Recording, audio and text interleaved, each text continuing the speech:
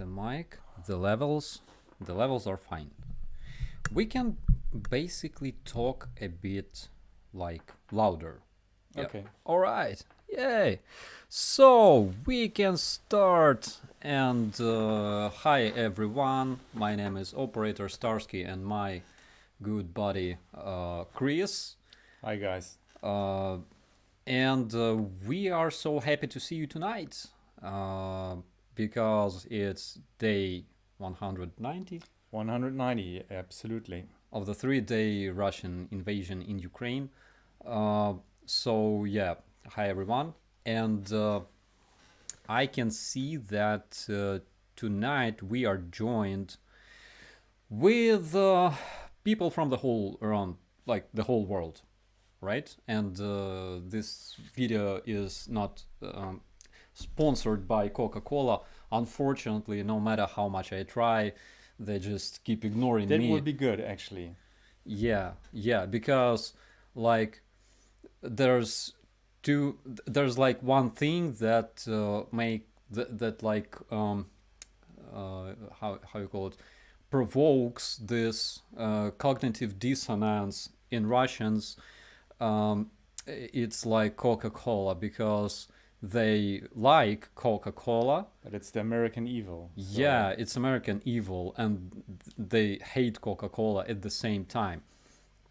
So it's a mental health issue, actually, almost. Yeah. With them. Yeah. There's a lot of nutters wherever you go. Yeah, speaking of the nutters. So today I wanted to show you something special because in one of my previous videos we have discovered one of the biggest world's mysteries. So we know it's dark magic, dark matter, black metal, dark matter, yeah. The dark matter, the speed of light, and why Russians steal toilets. We finally know the answer to this. It's because they basically don't have toilets. They have nothing. Yeah. And you always want whatever you don't have, I think. And there is another mystery. Like I'm not sure whether it's like a big one, like a general mystery. The one regarding the laundry machines. Well, this was a shock for me. Yeah, I must say openly, this was absolutely a shock for me when I saw this. I couldn't even imagine it. I mean, like, friends, so like today I showed Chris this video that I found in one of the Russian publics, and it's hilarious. Basically, this video explains everything you wanted to know about Russian looters stealing laundry machines, and you were too scared to ask. I would be scared to ask about it, but I think that you gonna absolutely love what I found. So here it is. Ежегодно городская администрация заключает контракт с подрядчиком на установку и обслуживание полоскалок, которые пользуются большим спросом у населения. Сумма контракта составляет 250 тысяч рублей. В перечень работ входит ремонт и содержание в надлежащем виде мест для стирки и полоскания белья. По словам жителей Дымковской стороны, еще 2 недели назад они обратились с просьбой передвинуть с сухого берега полоскалку в воду. Это было сделано только сегодня. По условиям контракта подрядчик обязан регулярно мониторить состояние полоскалок и своевременно устранять все недочеты. Но, как мы видим, эти обязательства выполняются не в полной мере. Видимо, это поручень, но находится он далеко не на своем месте. Uh, what's your thoughts on this? Well, at first I saw this video on Facebook, and I, of course, did not understand what she was saying. I thought it was just a boat, ferrying from one side of the river to the other one, until Operator Starsky told me the truth, and I was actually completely shocked by that. That that in a supposedly, I say supposedly, modern Russia, for the people in St. Petersburg and Moscow might be, but you really see the reality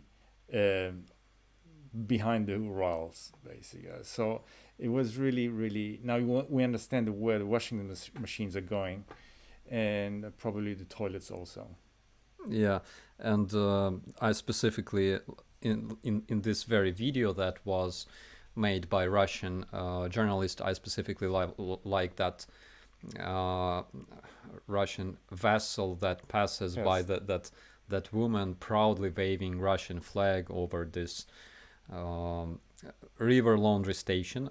We were like having difficulties today trying to translate this washing station properly. Yeah, because it's like in Russian, like she called this station Palaskalka, and Palaskalka in Russian, well, this is a funny word because it means like, when you wash, for example, a cup or a glass and you just, rinse it with water. So this rinsing process is called palaskать, and this is basically how they call the river laundry station. Yes.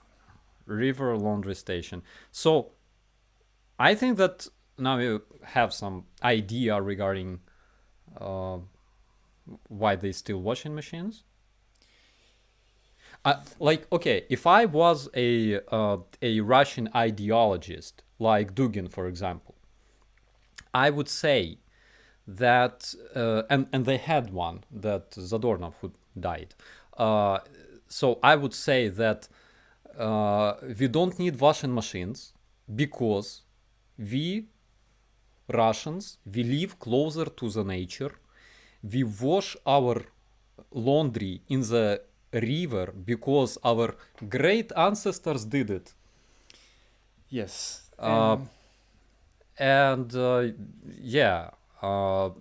of course, they are people not very familiar with like ideology of this terrorist state, and that's why they basically steal laundry machines from Ukraine. Yes, and we have to think also about where does the government spend all the money. It makes trillions of money since when the Soviet Union collapsed. Where did all the money go? This is a really good question because it doesn't seem it's being put in the infrastructure. I know the country is huge, but we have to think about it. Where did all the money go? If people don't have even washing machines, it's either Russia is a black hole where everything disappears in pockets of some oligarchs or Putin or cronies or whatever you want to call. But where is the wealth? This is something, maybe the Mythbusters from America can help us find a solution. Where did the wealth go of this country, which is supposed to be wealthy with all the oil and gas revenues that it has? So we have the proof that something really is missing. Well, the washing machines. Well, people who live outside of this post-Soviet space, they don't know one thing. So in Soviet times, there was Sberbank. Sberbank was basically a Russian bank. They had a real bank in Soviet Union. And people were like putting and saving their assets in that bank.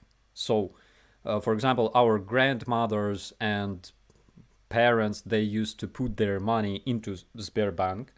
So in the future, the kids would have like savings. Yes, some savings. And as soon as the Soviet Union collapsed, the Sberbank brought all the money from whole Soviet Union to Moscow. Like every country that was occupied by Soviet Union and had this Sberbank, and people that were saving money there, all of their money were brought to Moscow. And people have lost a lot of money. So you can ask basically everyone who lived in Soviet Union and remembers this crap. And they will tell you about the Sberbank and their parents and their grandmas and grandfathers, because I remember that they were collecting money because they expected their kids to buy a car, for example, or things like that, and they were broken in the end, literally. And speaking of kids, so tonight we will show you some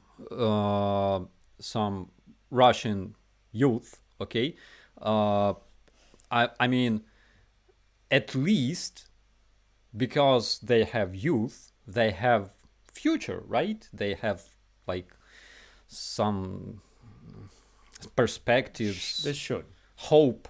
Yes. Yeah, and things like that. So I decided to let's take a look at Russian youth. Okay, and here they are. Слава России! Смерть хохлам! Ты поддерживаешь спецоперацию? Слава Путину! Слава России! Смерть хохлам! Ты поддерживаешь спецоперацию? I have just one question here.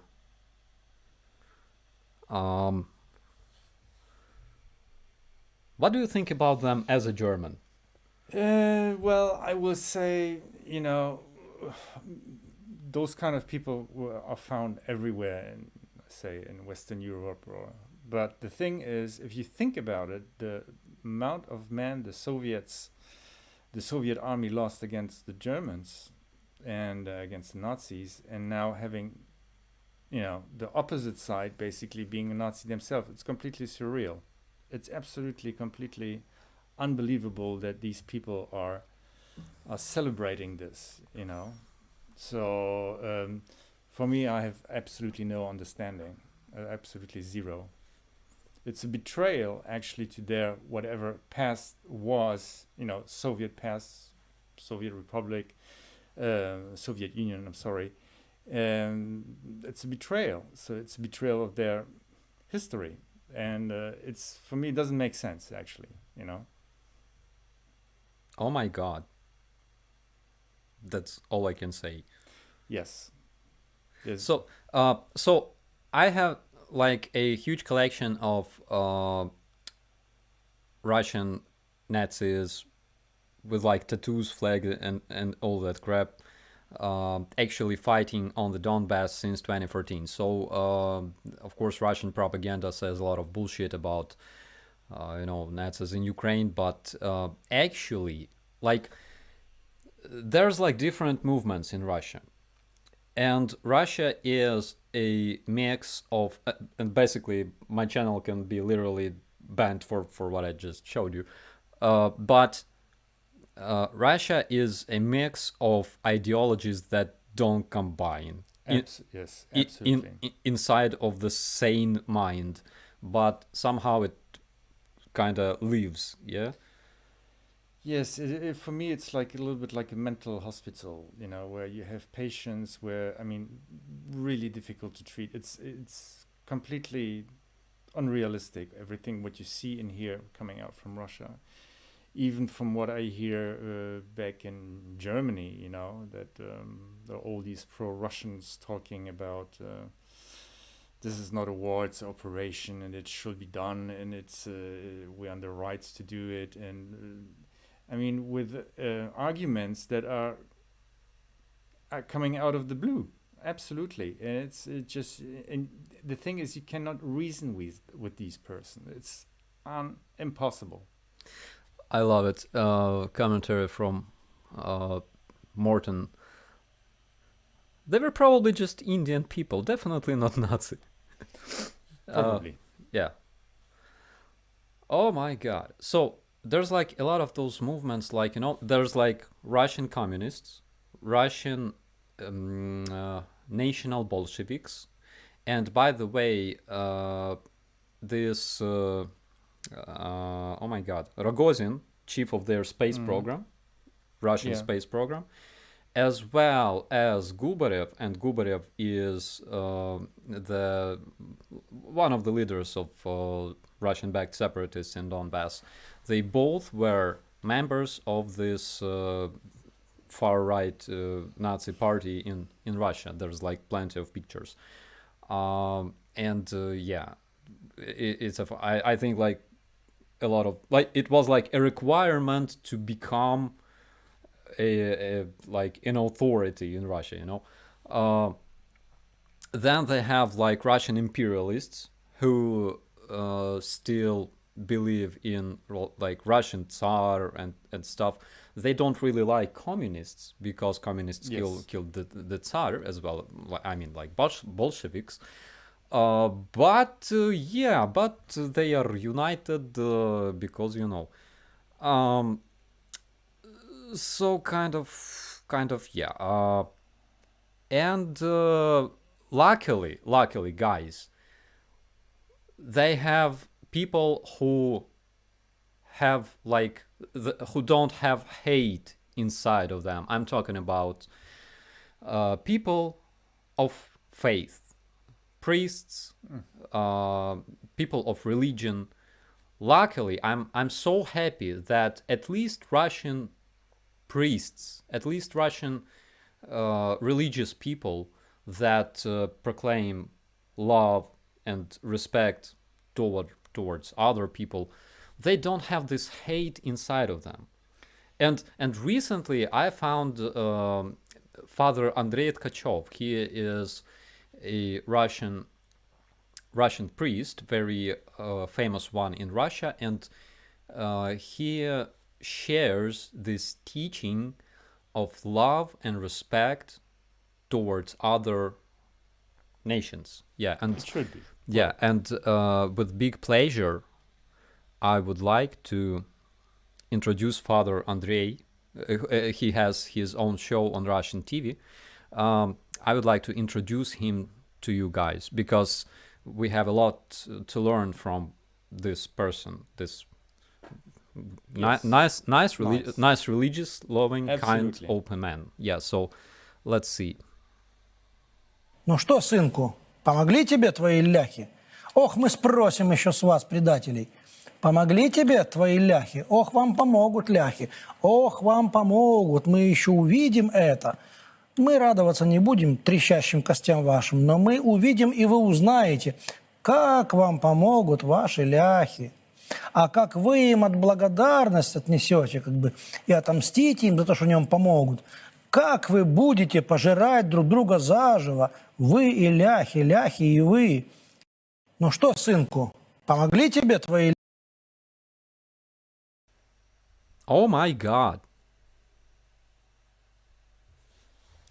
Yeah, well, he seems to be a little bit anti-Polish. He seems to be a little bit anti-human. Well, that's probably maybe it's part of his job description. I'm not sure. Maybe he switched sides to the dark side. I mean, it's as a priest, he's I'm not sure if I should say he's doing a good job or a bad job, but he definitely switched the sides.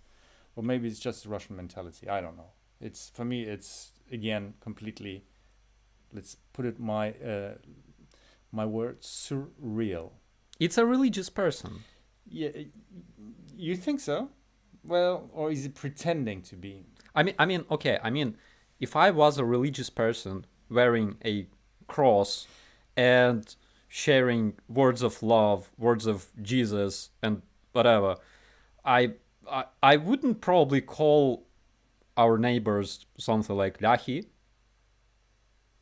and say that we will devour each other because we're traitors. It doesn't sound like No, religious to me. no, it's a fanatic in black soutane or in a black robe with a cross. And well, we have fanatics all over the world, and he's one of them. And probably, for me, he switched sides on the dark side, definitely. Oh my God! Did you see that drawing from a church? So there was like a drawing from a church picturing an antichrist eating people who looks exactly like Putin. Oh, yeah, I think so. I've seen that. Oh my! Okay, just wait, guys. I gotta Google this for you. Putin looking Satan.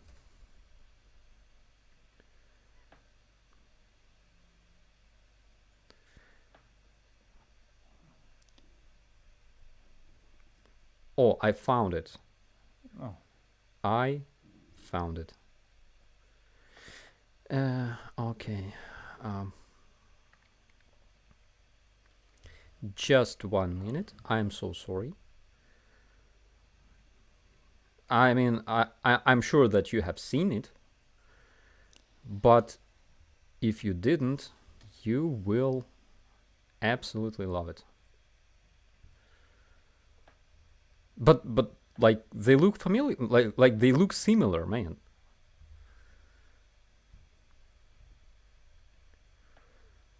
Okay, so there's like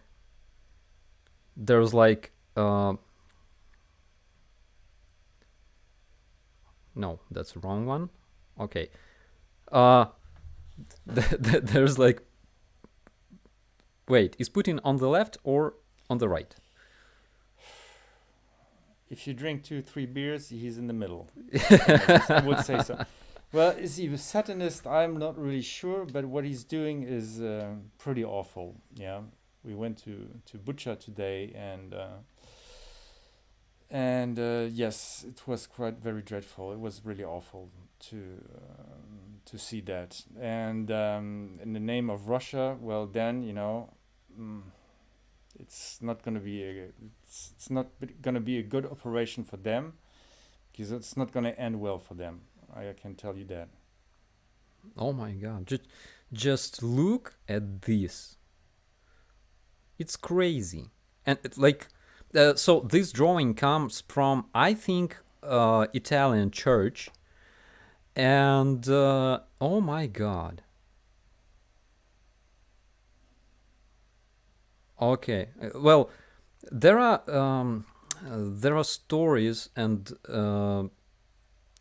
I think that you probably heard them, like stories about Russian priests baptizing like their weapons and their soldiers. Yes. So it's like they have this tradition. So, for example, when soldiers are lined up and they like before going on a deployment or whatever, and it's like a Christian tradition. So there's like a priest with a brush, and he dips the brush into a holy water, and he like baptizes and blesses the troops. Sometimes, of course, and not like sometimes, usually it's like most of the time, he baptizes Muslims or Buddhists or any other man in the unit, because there's like 50% of Russian unit consists not from Christians, and and they're baptizing everybody in a Christian manner, because like nobody cares. Another thing is that like this Russian church, this Orthodox church, is one of the foundations of Russian world. The ideology. And it's so funny to see, like, when, for example, they force their Muslim soldier to fight for this, Russian Orthodox Church that they don't even belong to. To the church, yeah, well. As well as, like, Buddhists or, like, atheists. Anyways. But the funniest fact is there was a picture, actually, of such a priest blessing a nuclear missile, a missile carrying nuclear warhead, and this missile is called Satan. Oh, well, that's great. It's absolutely great news. Great success. Great success. It's it's difficult to top that, actually, I must say. I mean, we are here in the top nonsense of everything, you know. I mean, to put holy water on a nuke is something really special. You really have to come up to that idea. It's Yeah. like you can literally Google Russian military church. I think like Central Russian military church or like main Russian military church. You will find there like an icon, this holy image with like Stalin on it. Yeah, well, And Stalin was basically the person who destroyed the biggest amount of churches in the Soviet Union. But we're talking about Russians, so everything can happen there. And there was another question regarding. Oh my God, I already missed it.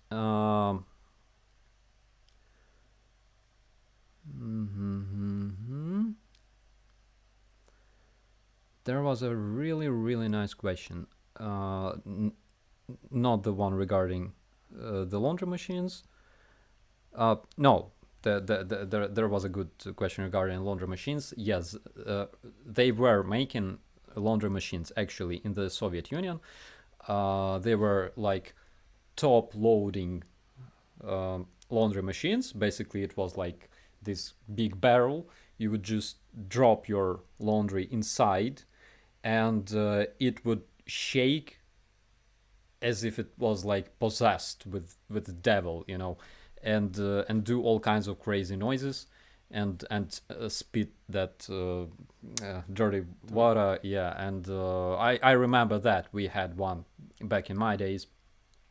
Thank God we will never see those days again. So yeah, and I know that a lot of people expect us to talk about Kherson. By the way, I noticed like let's start like with what the Russians say regarding Kherson. So as soon as this counter-offensive started in the area of Kherson, Russian media began like claiming that there's no counteroffensive. Everything is perfectly fine. I saw that Russian reporter who actually went allegedly to Kherson, and he was like, everything is good, nobody's shooting, you know. So like everything's perfectly fine, everything's going according to plan. But then after a while I noticed like a bunch of Russian trolls commenting and asking like, so how is your great counteroffensive going? And I was like, come on man, you're the least person who wants to know about it. I swear. But they kept asking, and I was like, why do they even ask? I mean, they know everything, like they have all the information from their media. They're told nothing happens, so let's pretend nothing happens, okay? I mean, it's supposed to be this way. So that's basically the reason why we don't comment on what exactly happens in Kherson, because partially we have no information, and if we have information, let's just keep it to ourselves for a while, okay, because of security margin. But they were like, so how was your great counteroffensive? And I was like, what the hell? Like, why are you asking? So I realized why.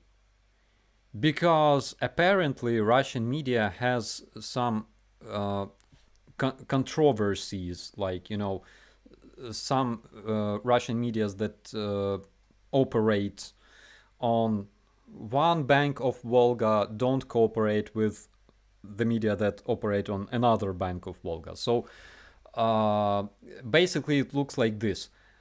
There is no counteroffensive from Ukrainian side. Everything's perfectly fine. Everything is quiet. Russia controls everything. But we killed 1,200 Ukrainian soldiers who counterattacked us. But there's no counterattack.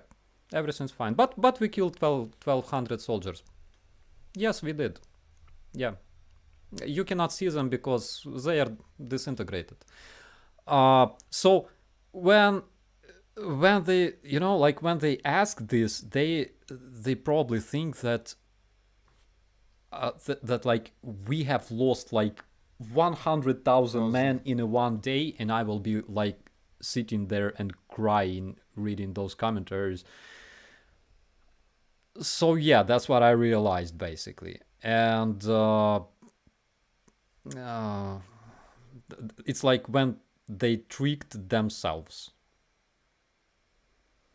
Well, the thing is, it's really hard to believe that they believe their own bullshit.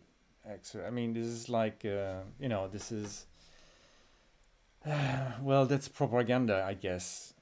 So it's for me, it's really hard to believe that the population can really believe all this shit that is coming out of their propaganda machine, which is probably a washing machine,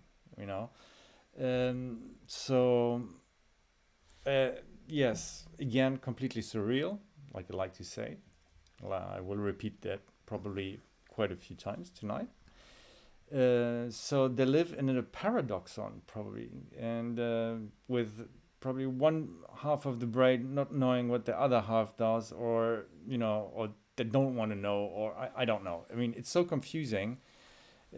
All the society lives in a parallel universe, I will say. But how do you think? Why do they believe the craziest crap produced by Russian media? What's? But that's the thing is with the internet, with the their vacations in Turkey and Egypt, and traveling to Italy, and traveling through Europe, going to America, to the Caribbean, to South America on vacation. I would have thought in the last 30 years that they had a chance, or to at least understand how the rest of the world functions, and maybe to put that in in place in their own country, or trying to adapt themselves to a modern world. But it doesn't seem to work. It hasn't. All these vacation trips abroad and sending their daughters to very posh schools in England or in America hasn't brought anything to their country. Actually, zero. There's no zero new input to the country. The country was as close probably as the back in the Soviet Union. Nothing has changed. They're free to travel, but they are as close as under the Iron Curtain. It's completely mad. Believe me, it's absolutely completely mad. I have a theory.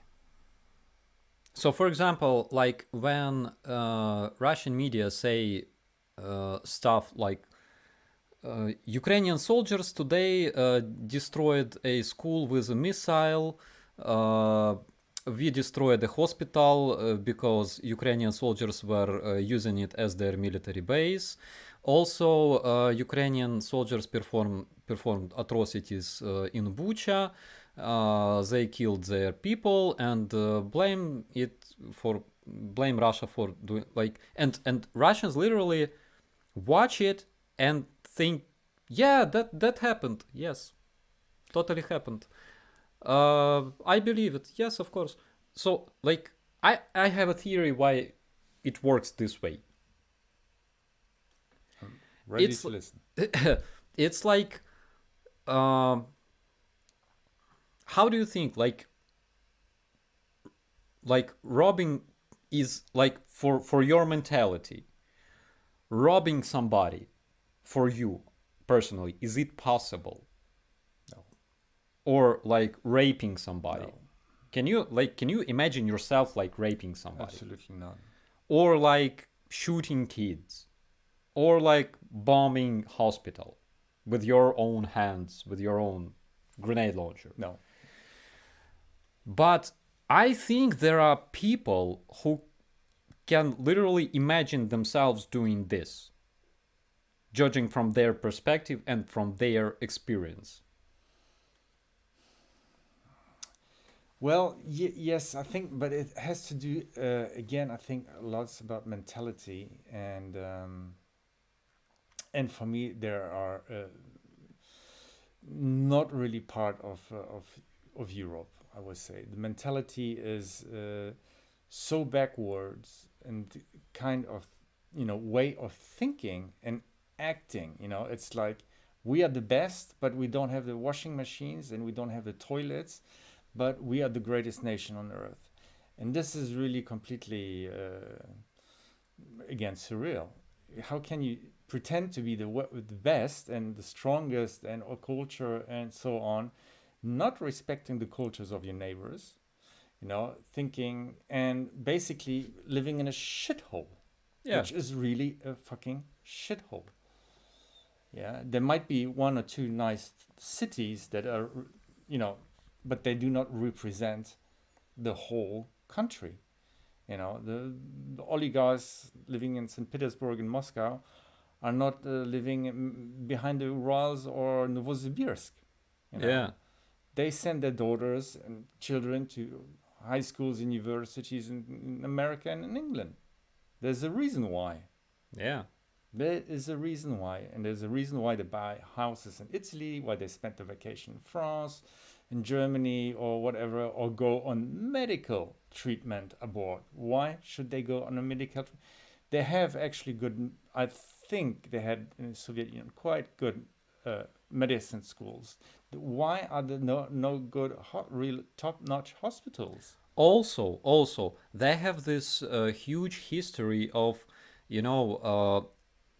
healing by nature. By nature, yes. You you can use a cucumber to treat your wounds. Well, that's cheap. Yeah, there is a video that you must watch on YouTube, how to treat hemorrhoids with cucumber. It works. It's a fantastic thing. It's on YouTube. You gotta watch it. So yeah, and I think that we all judge, analyze things from our perspective, from our experience. And when people say, eating other people is disgusting, cannibals will be like, no, it's not. No, it's not, exactly. Or you cannot rape people. Rapists will be, no, you can. You can. So it's and that's why when you say, when Russian media say some kind of crazy ugly crap, those people are like, yeah, it's completely plausible. It totally can happen. And it's quite scary, actually. It's very scary that the population or that people stop thinking by themselves, and they left the propaganda machine being, having the thoughts being implanted in their minds, and think, well, I don't need to think anymore. I've got my government doing all for me, and I'm just following.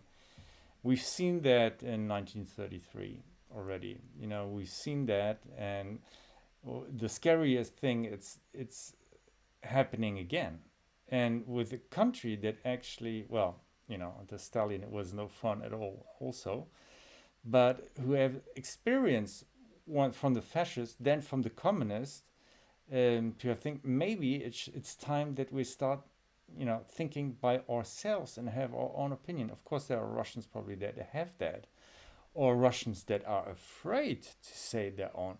But then you have to go to the streets, and you have to do a revolution, and you have to do something, and you have to risk your life in the street. And if everybody goes down in the street and risks their life, the government is unable to do anything. So it's, it's a little bit the mentality of the sheep.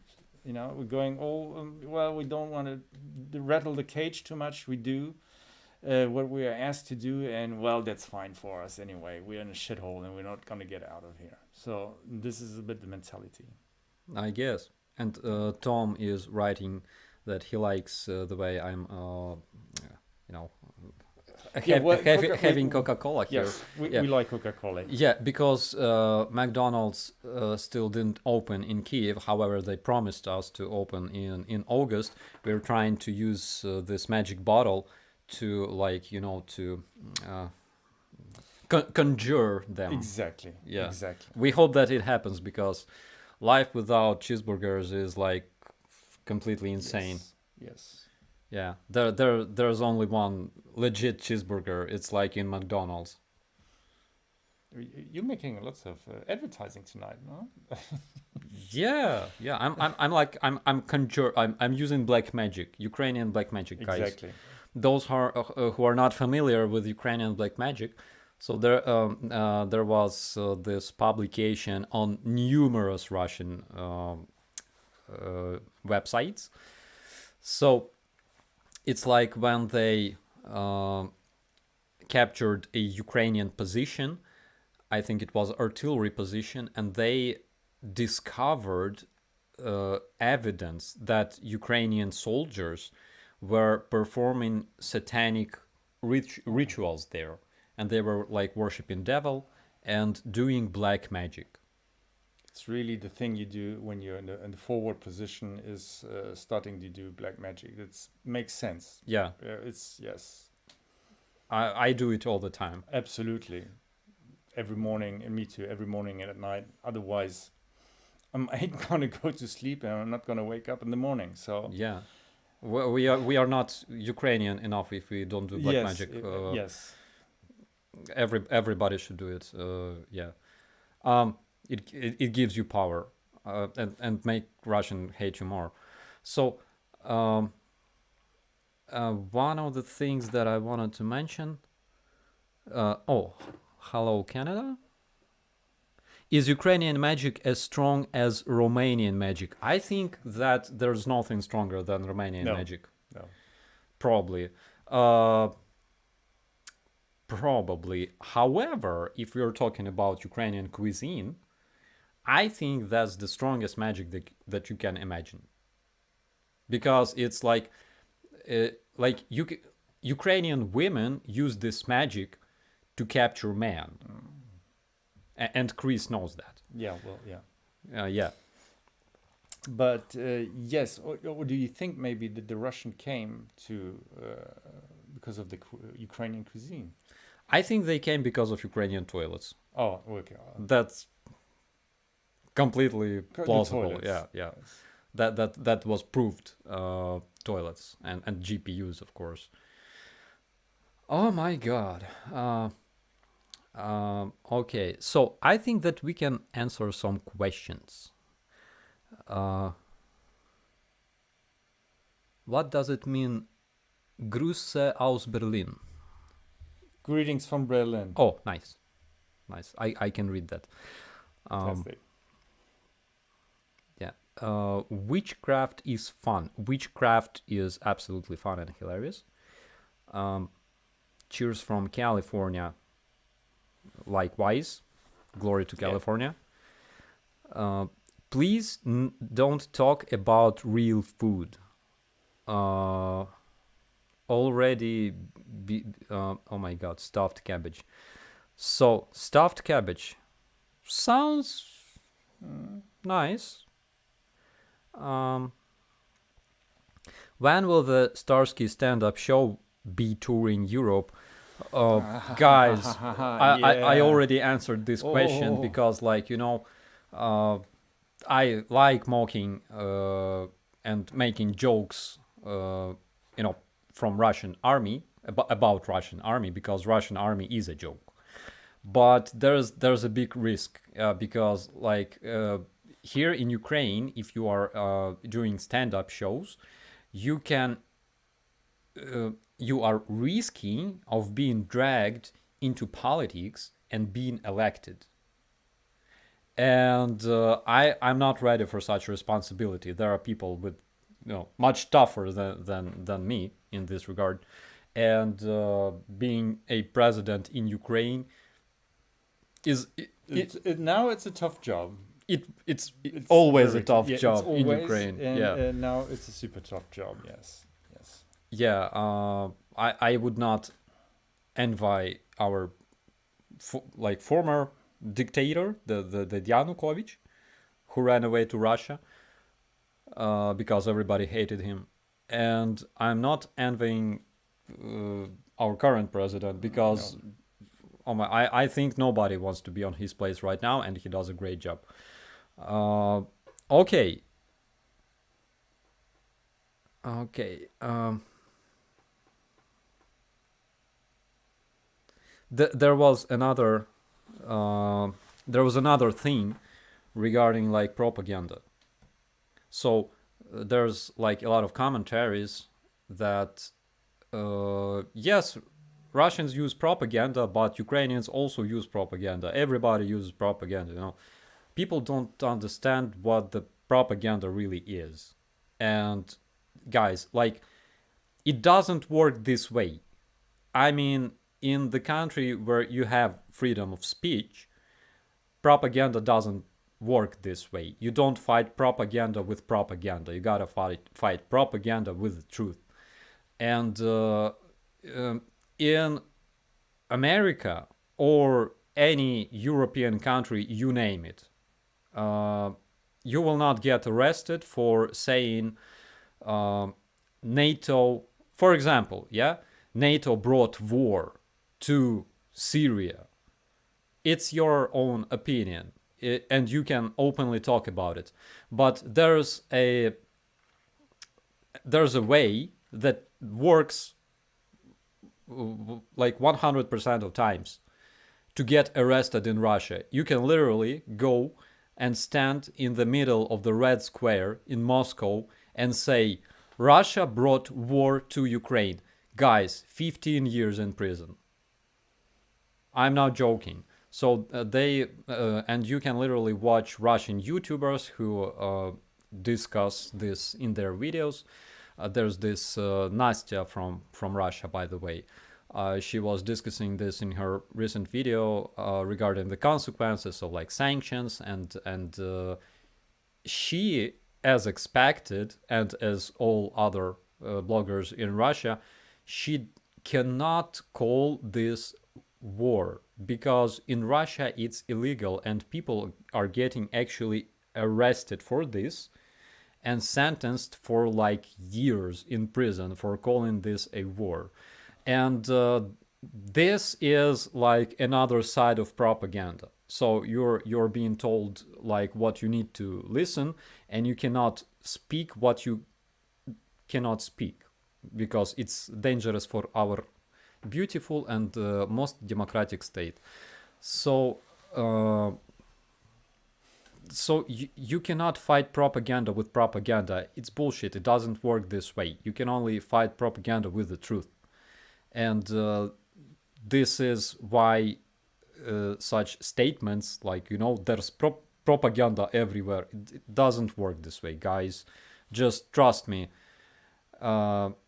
There are things impossible for human beings that I literally and my friend here and majority of Ukrainian soldiers believe in. It's like general human values and things like, you know, you cannot harm other people for your own benefit. You cannot eat other people and rape and perform atrocities and shit like that, because this is not the way you can survive in the 21st century.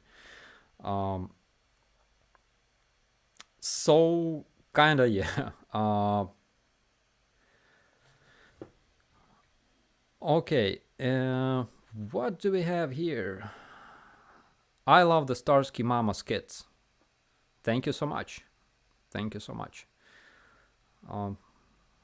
I think Mama should shave more often. Or not. Should Mama shave? Just leave me a commentary. All right.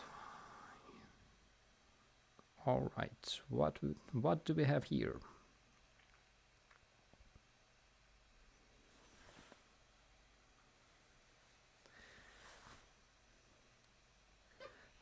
Gmoz1 or Gmoz1, I'm having a beer for you, legends, right now. You are a legendary person. Thank you so much. Thank you, mate. Okay. Mom is bald. Poor mama. It happens. It happens sometimes. So this is the consequence of, Russian world, I think.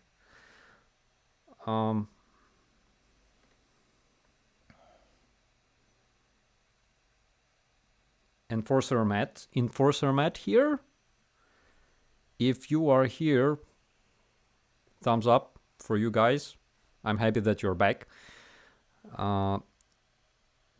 All right, and as for the enforcer, so people were asking me today as well, and I wanted to tell you that. So he received a strike. He received a strike from somebody, and his channel was kind of blocked. And then the YouTube investigated this inquiry, basically, and they lifted the strike from the enforcer channel. So he's back, and we are glad that he's with us on the other side of the screen. Anyways, but yeah, I'm very happy. Evil should be punished. No hair removal for mama. Come on. I mean, mama can have beard if she doesn't wax. I more than agree on that.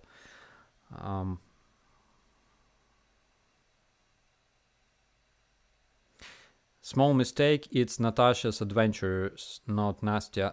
There's Natasha's adventure, but Nastya is another blogger. She has another blog. That's a different person. Her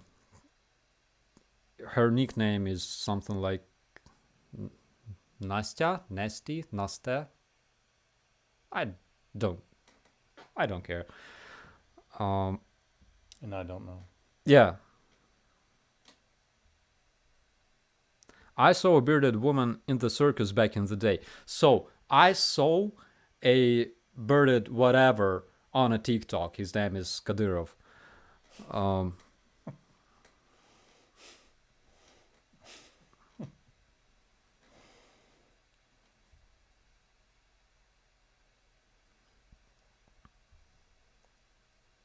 Mike asks, do you need mechanics to assist on repairing vehicles? If my company allows me, I'm willing to help. I think absolutely we need mechanics, and we need people with experience, and especially if they know how to repair the vehicles that are being sent to Ukraine right now. So I think yes. Okay, we have Enforcer Matt. Yeah, thank you, buddy. I'm very happy to see you. Thank you, Starsky. All the best to you. We appreciate the kind words and best wishes. I appreciate what you do, guys.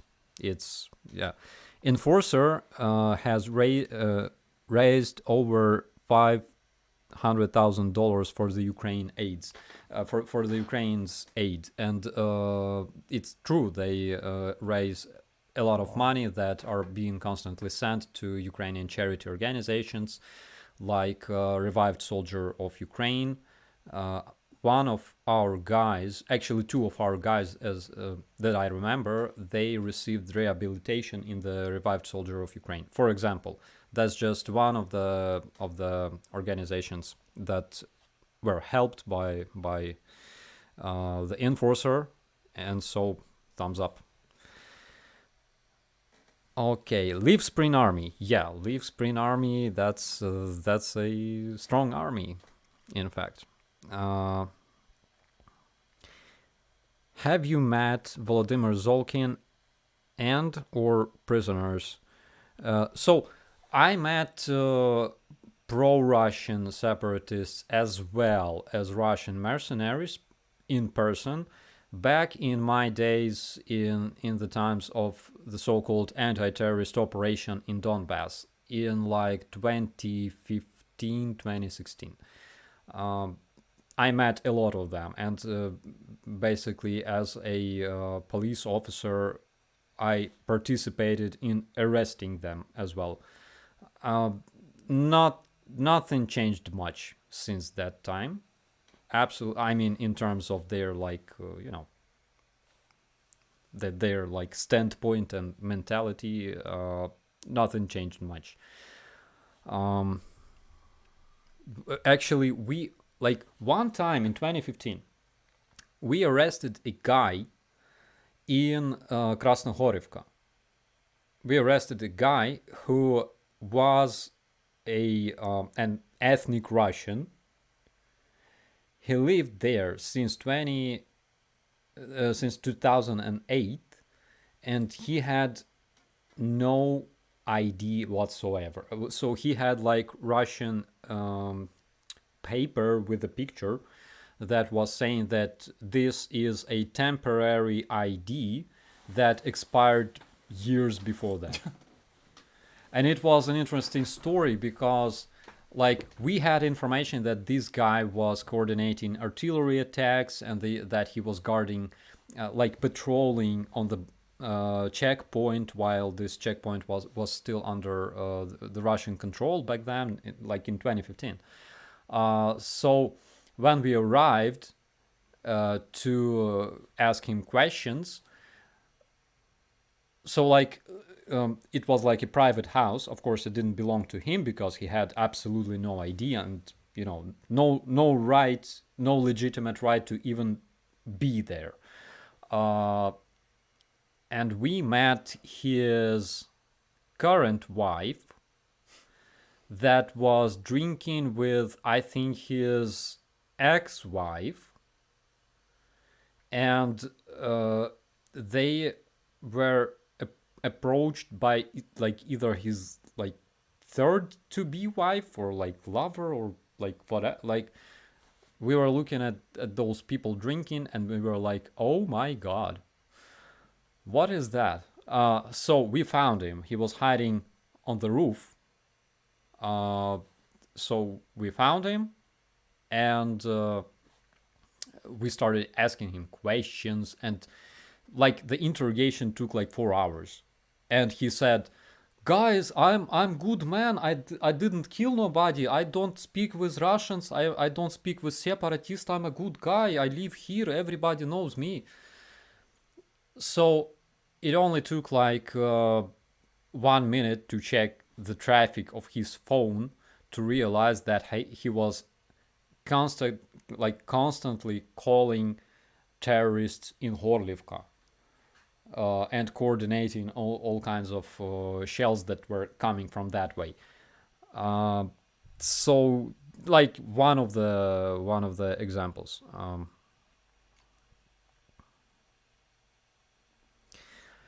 Have you seen the interviews from foreign soldiers on the channel Speak the Truth? Very interesting. Yeah, we are acquainted with Speak the Truth.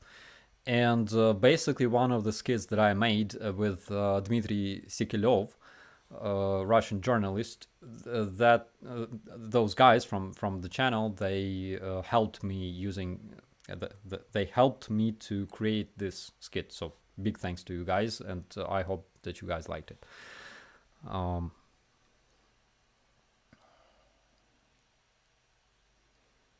I can tell the Russian accent. Like, I think that people who make like Hollywood movies with Russians, they gotta consider inviting like real Russian speakers for playing like Russian speaking persons, or like GTA 4. Grand Theft Auto, that Nico Bellic. He wasn't bad. He wasn't bad, but he sounds like, I can definitely recognize him as like he's not Slavic. Yeah. You gotta live here in order to speak like that.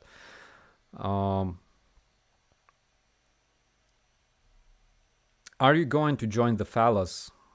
What's fellas? Guys, please clarify this. Rob, Speak the Truth is fantastic. I agree. I completely agree on that.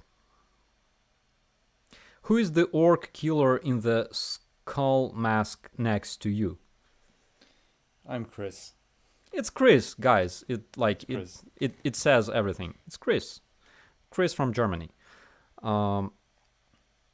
Wasn't Niko Bellic from Yugoslavia? So Niko Bellic,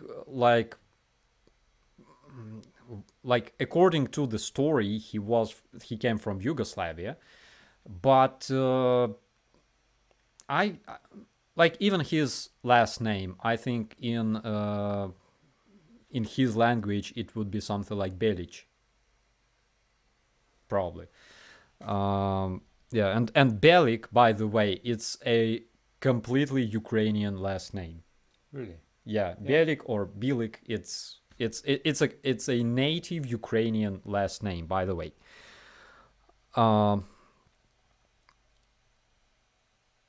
Okay, so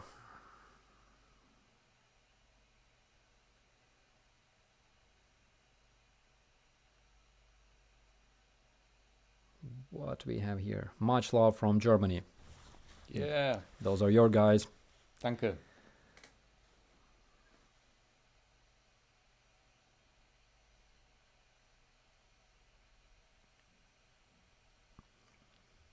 Man, those commentaries are jumping like crazy.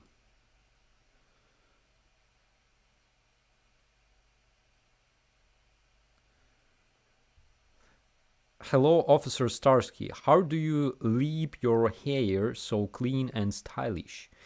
It's very easy. I watch Russian media a lot. I also cry when I do it. So it happens by itself. What about Kotanko? So yeah, Kotanko is like another Ukrainian last name. It's it sounds Ukrainian. Is Mybalchich a Russian name? In Soviet mythology, there was a small boy. I think he was called Malchishki Balchish.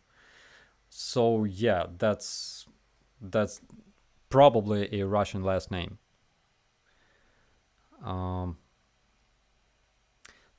Thank you for keeping the Europe safe. Go, Chris.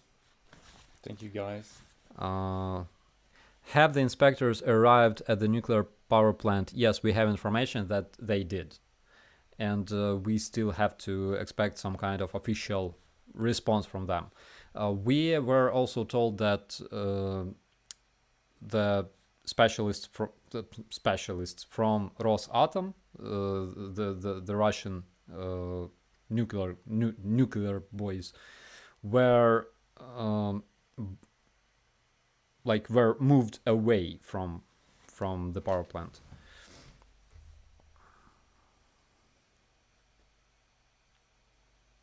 Oh my god, have you ever tried this? If a Russian bot says something, pretend you don't believe they're from Russia. I tried it and a couple went totally nuts. It works like both ways. So when you say that this bot is Russian, he usually goes like, no, I'm American. I swear, I'm American. I live in Ohio, you know.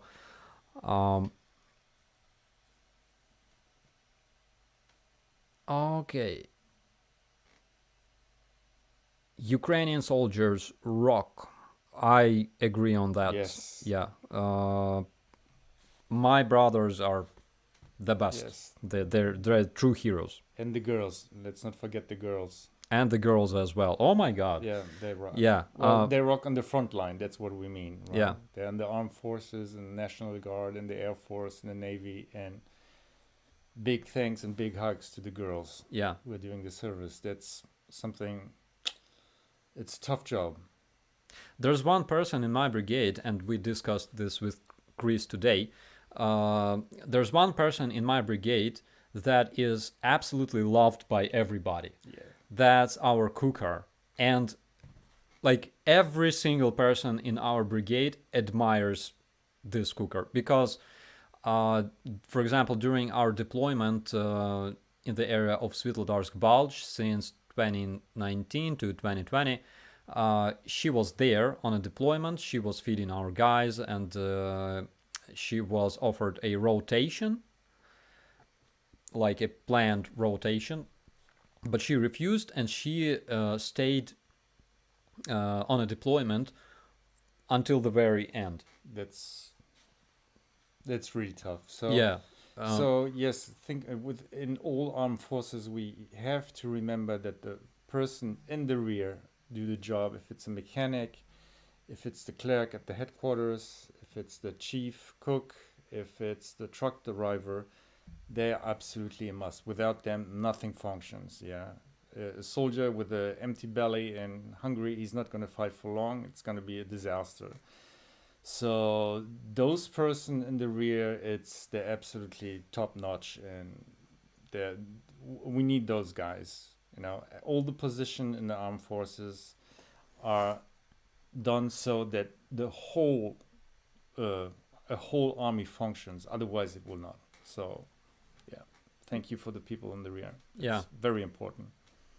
Yeah, including people like financial services. Absolutely. I mean, yeah, they don't fight, but what they do is very important, including people like, of course, mechanics, of course, guards, patrols, all the guys who support the existence of and functioning of the unit. For example, starting from a simple conscript who simply guards and patrols the territory. Like, I'm not even mentioning our medics. However, they deserve to be mentioned, of course. So yeah. And our friend asks, my mother Kotenko, her family 100% pure Ukrainian, and father is Antipov. What about Antipov? Antipov is a very popular last name in Ukraine and Russia as well, and other countries like Bulgaria, for example.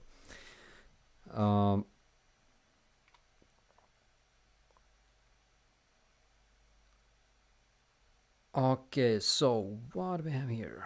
No talking about Kherson, no talking, but we can peek at what happens in Kherson. So here we can see basically some positions that were destroyed by Ukrainian armed forces in Kherson, and they of course were abandoned by Russian troops. So what I personally can see here is positions of a platoon, as far as I can see. Yeah, we can see something very special. So there was like Russian owned civilian car. How do you think, where did they get the car? With the Z, you see? Yeah, with the Z. I mean, okay, Ukrainians, okay, we don't have enough vehicles, everybody knows that. But Russians have like superior number of vehicles. Why do they steal civilian cars? To trade them for washing machines. Oh my God! Maybe. This sounds plausible to me. Okay, we can see position. We can see it's not positions, it's spots where Russians were trying to hide their vehicles. They were targeted very precisely, from what I can see. Because like when you see a position after a Russian shelling, it's like lunar landscape, like everything covered with craters. Unfortunately, we cannot do same things yet. So we have to save our ammunition, of course. There's like Russian toilet, I think. Yeah, something burned. Yeah, so those positions, like a trench with firing positions is usually, it's like for civilians, okay? A trench with firing positions is usually managed, okay, by a squad. There's like three similar positions with just like small distance between each other. That's a position of a platoon, and like they have connections in the rear. Three such positions, the positions for the platoon, they form positions for a company, and all they supposed to have like connections to the rear. And somewhere in the rear, there's this command headquarters usually situated. This is how it works in Russian army, for example. So yeah, like I can see quite a lot of Russian vehicles destroyed. Precisely. That's nice. Good to see. Yeah, it's always good to see. And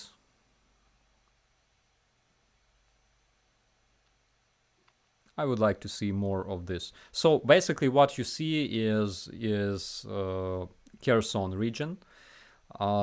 This video was published by this Maverick group, Air Reconnaissance, and yeah, basically I stole this video to show it to you guys. Okay.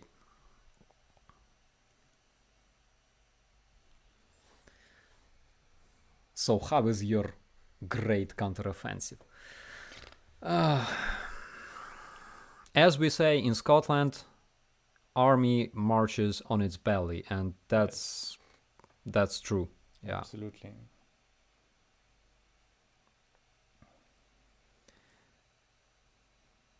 Have those vehicles been destroyed with drones? I think it's possible, of course, because we use drones a lot. I mean, drones carrying shells, for example, or grenades.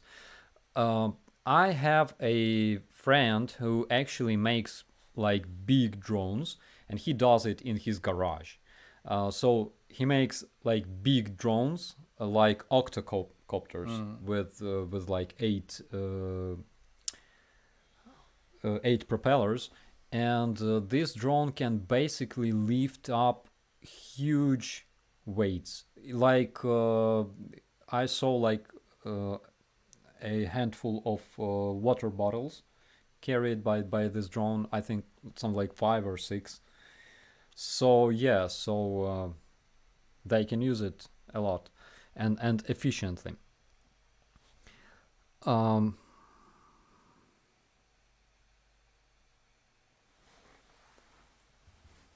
Okay, so what we can see here. Слава Україні, героям слава. Obviously.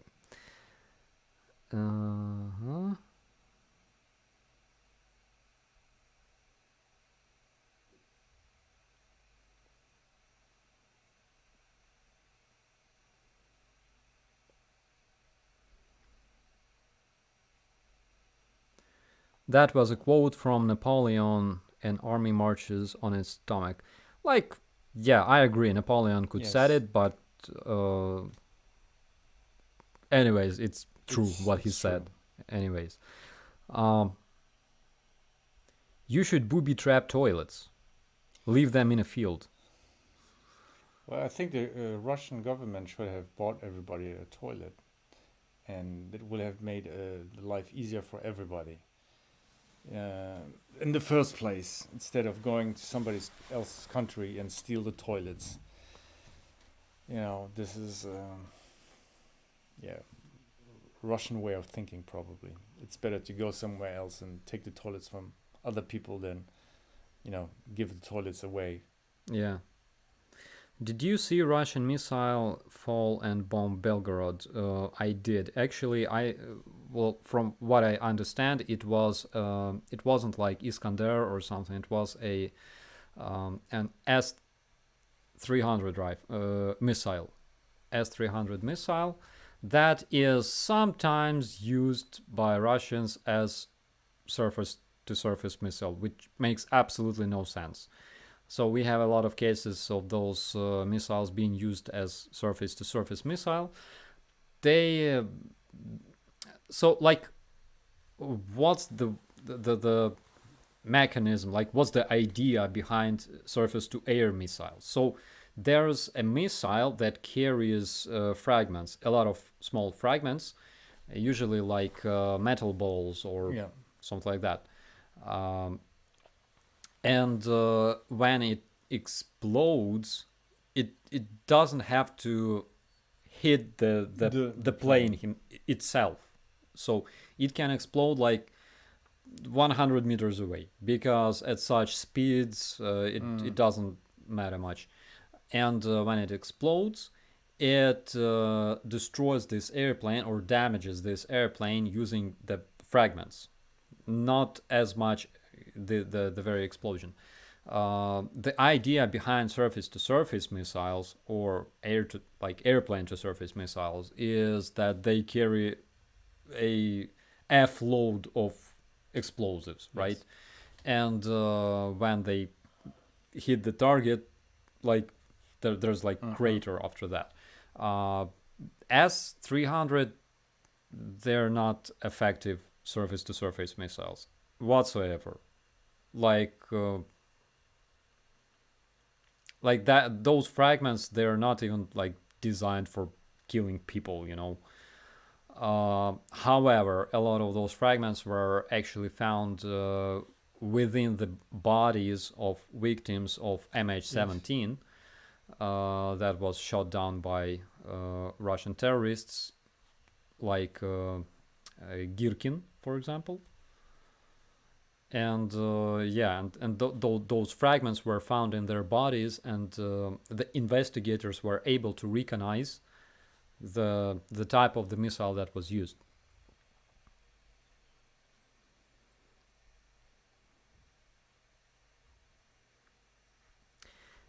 And regarding MH17, so it was a tragedy, of course, and of course Russians tried to hide it. So among 2,000 civilian victims that were killed in 2014 because of intensive firefight and shellings that took place in Donbass that time, among 2,000 victims, 298 of them were from MH17. They were killed by Russians instantly in one day by this Russian missile system called Buk, B-U-K. And of course Russians tried to hide it, and of course their imagination created all those monsters, right? So there were like, in the beginning they started sharing rumors, and I'm not sure if you were familiar with that. They started sharing rumors that actually those people weren't even alive. Yes. You probably heard this story. Oh yeah, there were so many different stories that. So it's like they told it on their media. It was like everywhere. So the story looked like this one. So they took the Boeing full of, they meaning like Americans, of course, evil America. They took a Boeing full of corpses, dead bodies. Dead bodies, yeah. From a morgue, yeah. Yes. Obviously.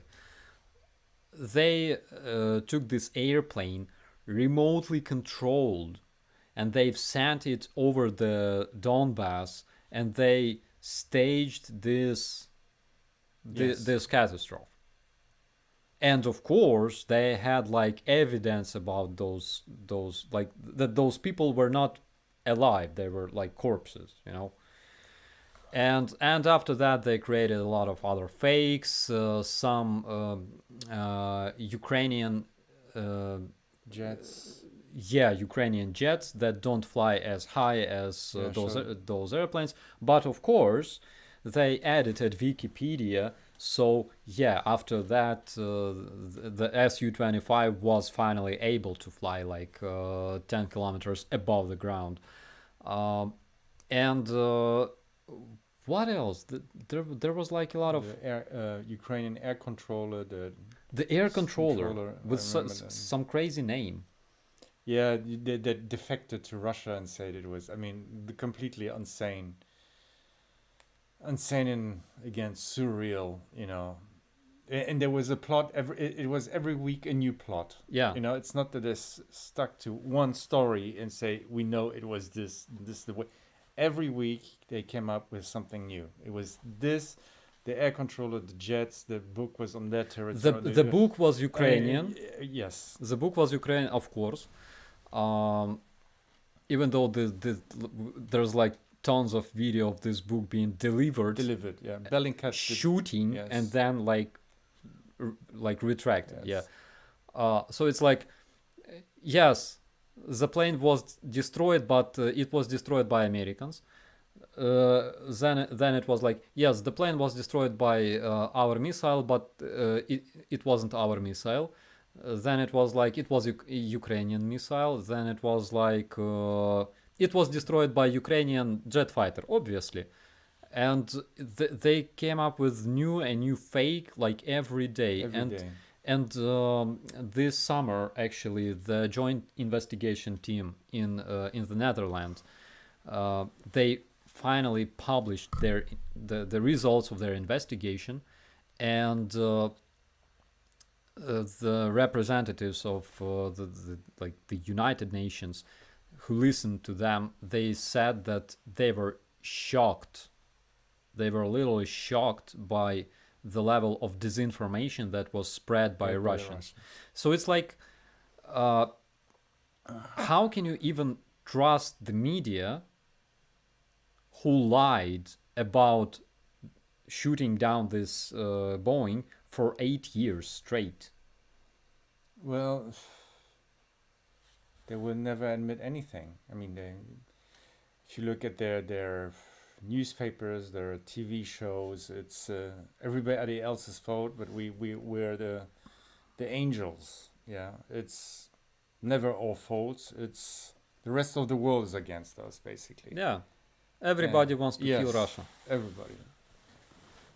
So, and they cornered themselves in this position, you know, by saying, again, I repeat myself, by saying we're the greatest nation, our society is, you know, is Orthodox Christian, and we're so Christians, we don't allow anything else almost, and any division. But still Chechens, not Yeah. Chechens, Kadyrovites are fighting for them, as well as Dagestani people and whatever. Yeah, well, I think it's the money calling, you know, I think that the Chechens were basically bought with a huge sum of money to be under control. Kadyrovites, yeah. I'm sorry, yes, I rectified, not all the Chechens, of course not. Guys, never call the Yes. Kadyrovite soldiers, never call them Chechens. They're not. They don't deserve to be called Chechens, actually. And Chechens are brave people who fight for Ukraine against those assholes. So that's a very big and very important difference that we all should remember. Yes, so, you know, it's a country where full of complex history, and they actually never have. I mean, in Germany we have after 1945 we had Denazification. You know, the Western government, especially the three zones, the Western zones, and the Soviet zone, started to denazify the populations, either the Hitler Youth, the SA, NSKK, and all the organization, political, civilian, everybody was classified. We had in Germany a dictatorship for many years, and the Allies dealt with it and say, okay, this country has to be up to a certain point denazified. And the thing, it did not work 100% because it was impossible, because such a vast amount of Germans were, part of this party regime, and more or less going with and not really supporting, but still, being part of it, because it was the best way to deal with the situation. And the Soviet Union never had that. They never had like a decommunization. Exactly. There was no real like, oh well, the gulags. Yes, there were like, of course, there was this. There were like NGOs, doing. It's more like the civil society doing this, but not the government at the states that say, okay, we're gonna roll up all the history from the killing of the Tsars, from Bolshevik, and going down the gulags and the Stalin, the purges, and that should have been done in the Soviet Union, and it was not done. And like it was done, but the thing is, in Germany it was done by foreigners, but the Russians should have been, going after their own history and thinking what went wrong, at what point, So, then it's a problem, and I'm not sure when they're gonna start with it, but it's a bit late, from 19. I mean, even how the Tsar treated his own people, I think is not really something very pleasant to be a poor farmer and under the Tsar. So they have to, recapitulate or see what they did wrong in the past, and they have to really think about it themselves and not see themselves only as a great nation, but all the shit that happened in their nation, and deal with it. Yeah. Videshi Baba says, hey, I just learned about Klitschko, also known as Dr. Steelhammer. Yeah, Dr. Steelhammer is Yes. the call sign of our greatest boxer of all times. The thing about Klitschko, actually both Klitschko brothers, is that they have some very strong jab, and because they are so tall, their jabs are so efficient, they can hold their opponent like way away from them. And also they have this thing like when they don't hold their like frontal hand, here they have it like down there, and that's very like dangerous, because you can barely see that jab coming like from I would like to see them boxing once again, especially like Vitaly Klitschko. Yeah, he was great. very popular in Germany. Yeah, he was fighting for the German club. Yeah, Actually, Zdunek was his, and Zdunek I think was Polish. I don't know. From the name, probably yes. I don't know. I don't know that, but they're very popular in Germany. Yeah, and he spoke perfect German, by the way. Yeah. Absolutely, yes. He spoke German, Ukrainian, Russian, Polish, of course, and English, of course. He is a great guy, actually. It's like when you take a look at the list of most famous boxers, there's quite a lot of Ukrainian flags up there in the top of the list. So yeah. Box fight, Putin versus Klitschko. I think the little gremlin has no chance. You're gonna have the weight problem, the weight category, and the age category that's not gonna fit. But yes, Usyk is another great guy. He was criticized a lot for his political views until Russian invaders pooped into his baby's bed, and his wife had to spend like a couple of weeks hiding from shells. I think that changed a lot in his attitude towards our northern brothers. Yeah. So what we have here? Shout out to my birth country, Poland. Yay! So it's serious, by the way. Today we've been to Bucha, and we've been to exactly the place. We will probably post pictures a bit later of that. We've been to exactly the same place where this mass grave was discovered, and what we saw was like a cross and a bunch of flowers, children's toys like teddy bears and dolls, I think so. Yeah. And yes, and there was a Polish how do you say wreath? No? Yeah. Yes, exactly. And with condolences, and it was very touching, I must say, for everybody who has children or any kind of human being that is,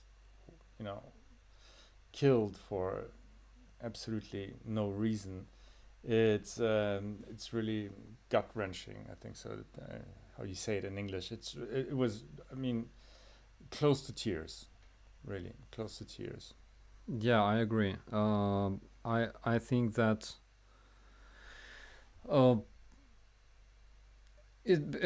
people find it very tough to imagine, even like what it feels like standing next to a mass grave, because it's very hard. I think second day, or like first or second day after the liberation of Bucha, we've been there with journalists from the CBS News. I brought them to this grave, and I had opportunity to see this basically. Partially, some people were already packed in the bags, and some, like the rest of the people, were still there. We saw like probably 14 corpses on the surface. There were much more of them still waiting to be excavated, and I think I have it on my video there in like one of my first videos. And what I remember was like a corpse of a child that was wrapped into a bed sheets, basically, and it was really small. It's Probably like a kid from like elementary school, something like that. Some things that like you can never forget, actually, and some things that you can never forgive. So something that I really don't want to see, personally. Yeah, especially children. I mean, this is like something a league way up in atrocities that is for any father or mother difficult to cope, to see. Absolutely, this is like very, very difficult. And what I want people to understand is that Putin didn't do that. Russian soldiers did it. Yes. I mean, they didn't. They were not called Putin. They came from Russia, from villages, and they did it because they were raised like this. They were aware. Yes. And like, I was shocked, of course, but not globally shocked, because we Ukrainians, we live next to this neighbor, unfortunately, for centuries, and we are fighting with them for centuries. It's not like we're brothers, we brothers. I mean like brothers. We are fighting against each other for centuries, because they constantly invade Ukraine and we have to constantly fight back. Since since like 1500, I think. Uh, so we know what they can do, and we like today the whole Europe finally can see what they can do. I know that our Czech friends in 1968 saw what they can do in Prague, and Yeah, and Polish people, by the way, and Hungary also, in Hungary. which is I'm really like thinking how comes that the Hungarians are supporting such a president who is supporting a country that really killed the uprising of free or more or less free Ukrainian opposition or Ukrainian opposition. I'm sorry, Hungarian Opposition. Yes. How come that this president is supporting or playing into Putin hands? If it's only for cash because of the cheap gas and whatever, it's so cheap. I mean, it's disgusting. It's absolutely disgusting. And it's a neighbor country of Ukraine, and which is, I think, in part of the Western Europe, black sheep or black cat or whatever you call it. But, I mean, there will be time when it will be kind of shameful to support Russia as like just as much as there's time when it's kind of shameful to support Hitler, and you would not speak publicly that you do that. Yes. Because it's a bad idea. You will not receive a good job, of course. I think that this time is coming, and and another thing is that the countries that don't want to take visas from Russians, they want Russians to freely take the rest on beaches in Italy and France and other European countries. Oh my God! Can you imagine, like 1941? yeah. Yeah. Dear guests from NSDAP, we would like to offer you this beautiful public resort on the most beautiful beach of France or United States. Yes. What do you think about visiting Florida, for example, with your beautiful Nazi friends? Why not? Maybe California. Yeah. There are some beautiful beaches for you guys to lie on the sun and have suntan and sing like Nazi songs. Why not? Oh my God! And guys, like Salisbury, okay? They like Russian terrorists arrived to Salisbury only because they had access to this, only because they were gifted such a benefit of being able to travel around the world. Yes, and there are a few cases as well as in Berlin where they shot I think he was Chechen. It was Chechen opponent. Yeah. The Russians killed him. The Russian government, the FSB. Well, I don't know if it's the Foreign Service, Foreign Secret Service. I'm not sure if it's the FSB, but anyway, he got killed. GRU, I think. GRU, okay. And Litvinenko, and oh my God, and there are probably a few more that we either don't know or the mysterious way they got killed. Explosions in Czech Republic. Yes, explosions in Czech. So you see, there's a lot. So there's like 400 Russian spies currently operating on the West. Ukrainian intelligence made this document public. There's like information on Russian spies actually operating on the West. They published it, I think, in April or something like that. 400 Russian spies, because they have this benefit of traveling freely. Visa-free regime is not given. It's you have to deserve this right. And for example, Ukraine spent a lot of time fighting corruption and improving our like the system of Regulation, management yes. and and everything in order to deserve this right, because we don't want to be some kind of barbarians who just try to break into Europe.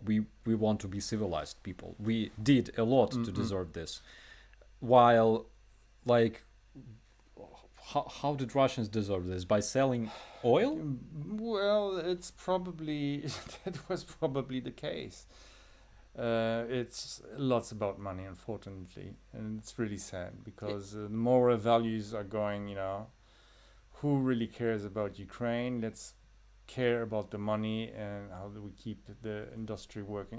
This goes especially to Germany, which has been in the Russian ass for the last 30 years, just by the gas and oil and basically the dealer is not around the corner anymore, and there's no dealer around, and you go on a cold turkey. And this is the German economy, and everybody say, well, we should make peace with Russia, we should accept Russia's terms, or partly, or let's ask the Ukrainian to accept something that so that we can heat up or apartments, or that the industries are working. But it's our own fault.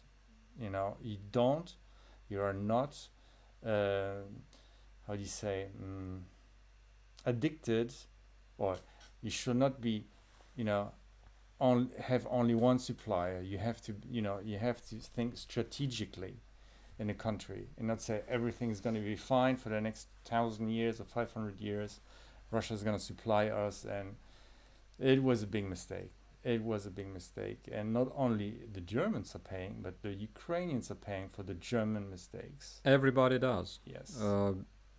Because general security, like international security, okay, it's when you think about other countries as much as you do about your own country.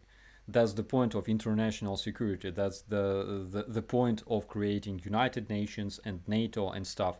As soon as you start thinking that your country deserves some benefits more than your friends, it's not secure enough, right? That's when international security stops working, actually, and that's basically what we can see today, unfortunately. And every 9th of May, Russians have this so-called rally from Russia to Germany. To Berlin, To Berlin. This motorcycle rally. Yes. Motorcycle rally. So they drive around German streets with those words written on their cars towards Berlin. Towards Berlin. Yeah. And they go and they're like, hey, you Nazi, and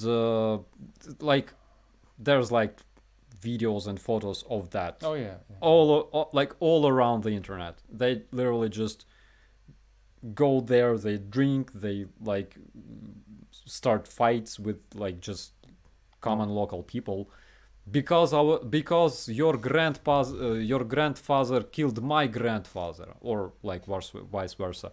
They're mental.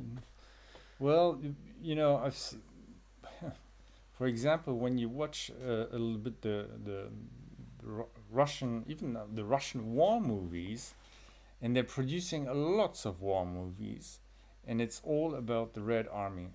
Everything was the best army. That it's amazingly how many war movies they produce. Yeah, and this is, I think, a part of a brainwashing also. It works. It works. In America, you have also war movies that are patriotic or movies, but you also have completely anti-war movies or Vietnam War movies. But in Russia, it's the glorification of the Soviet army until Berlin. Of course, they lost lots of men, but it's, how they treated their own men. Nothing has changed much since 1945, and nothing has since today. Basically, it's the same spirit, the same mentality. We don't care about our own men. We send them to they die in the 100,000, and we don't care because we've got another couple of millions behind. Yeah. So the mentality is the same. You know, the weapons are not much more modern for the Russians, and the mentality is absolutely the same. Yeah.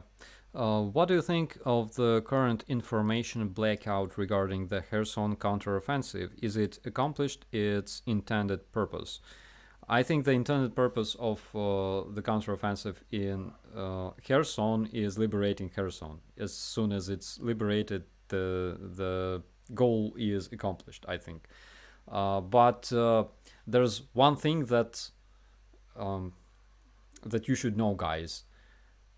We don't know if it's the real goal. Shh.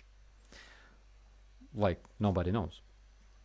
And what Western analysts say, it's, you know, it's, don't forget, it's a Ukrainian city, so you're not gonna erase it from the map like Mariupol. So the approach is completely more difficult when you try to liberate your own city, which is occupied and where civilians are still in there.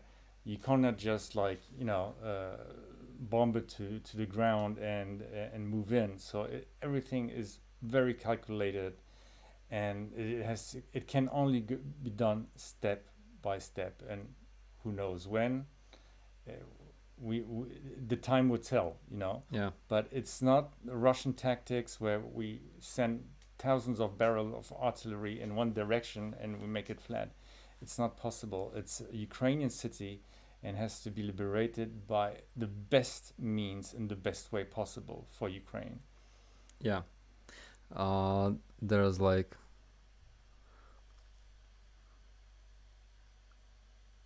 I want the news after victory and glory, not before. That's true. That's true. exactly why we're not. So, like, when Russians attempted to capture places like Mariupol, for example, or Rubizhny or Severodonetsk, we all remember that they spent like months, literally, like burning and Yeah. disintegrating their troops. Blasting, Yeah. yes, everything. And every single day they were claiming that they've already captured this territory. I mean, it's not Ukrainian style. We don't do that. How do you shut up a Russian? Just use a HIMARS. How many wooden HIMARS have been blown up? I can come help build more. I think a lot of them were destroyed, of course. I hope as much as possible.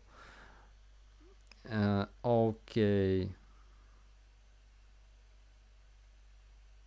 So what we have here? Will Ukraine join the European Union? I think absolutely. Well, that's exactly what we are trying to do. Yes, I think so. That's like one of our goals, because we want to be part of European family. We have a lot to share, of course. Not only our military experience, which I think a lot of people find interesting. Oh yeah. Yeah, so to say, as well as like our huge culture, our songs, our music, The landscape, the everything. Yeah, the yeah. Food.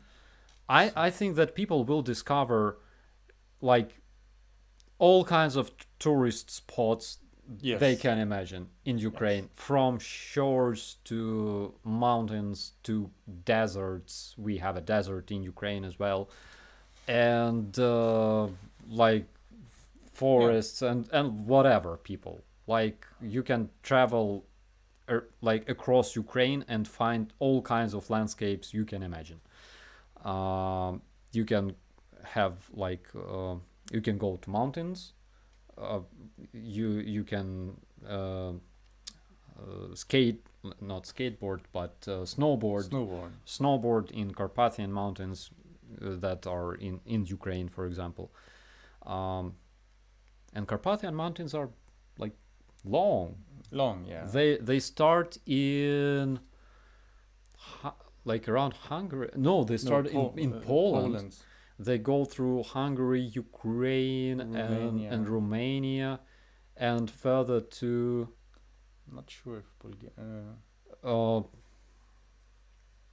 Croatia? No, not Croatia. No. I think it ends in Romania. Yeah, It ends in Romania. But those mountains are great. They, yeah. One time I've been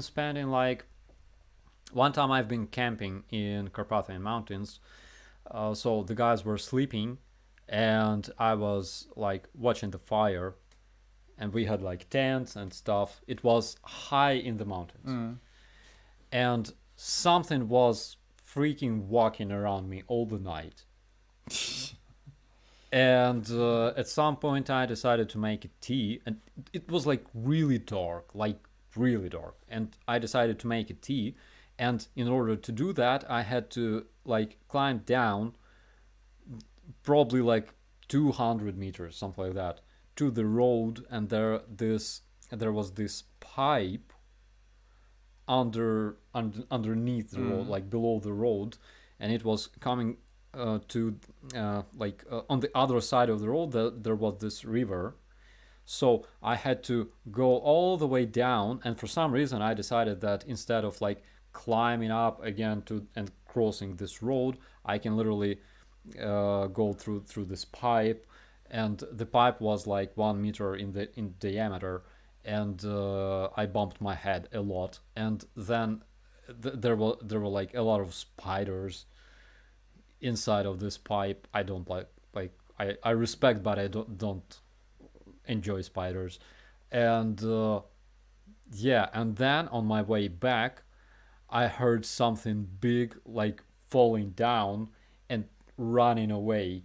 And I was like, oh my god. I mean, like, it could be like a bear or like a big cat or whatever.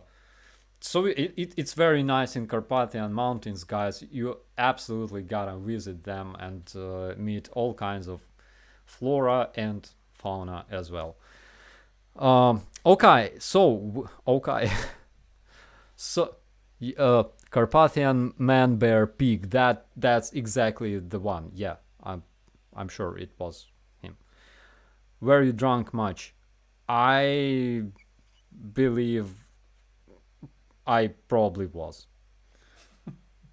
It was a long time ago when I was a civilian, and and dinosaurs were still well, alive. Okay, well, yeah, well.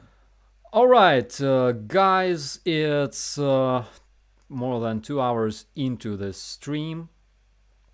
Thank you so much, and thank you for your questions. Unfortunately, we were mostly talking rather than answering your questions. Sorry, guys. Yeah, but we always find something to talk about. We talk all the day. So please keep faith. That's the most important for us and for the rest of all the supporters. Don't believe all the negative things you read and hear, because when I here in the country, traveling the country, I can see that everybody is sure, and I've talked to quite a few people. Everybody is sure that we are going to win. So really, guys, keep faith, and everything's gonna be all right. And we have a commentary from Sandor Shalai. I hope that I pronounce your name correctly. And he says, Hungarian here standing with you. Guys, thank you. Thank you so much. Thank you, guys. Thank you a lot. See you. Okay, so see you guys, and thank you so much for supporting us. We all wait to see you here in Ukraine after it's safe here, and I'll be crazily happy to meet you guys in Ukraine. You're all volunteers for me. You're all supporting us. Every supporter is a volunteer, so be proud of your thoughts, of your free thoughts, that you're the way you're thinking, and supporting democracy, and you are volunteers of Ukraine worldwide on the web. Thank you guys. When you support Ukraine, it means that you're a soldier as well, and you're fighting for the right cause. Yes. So thank you so Thank much, you. and we will see you in the next one. Chris from Germany and operator Starsky. Bye bye. Bye bye, guys. Bye.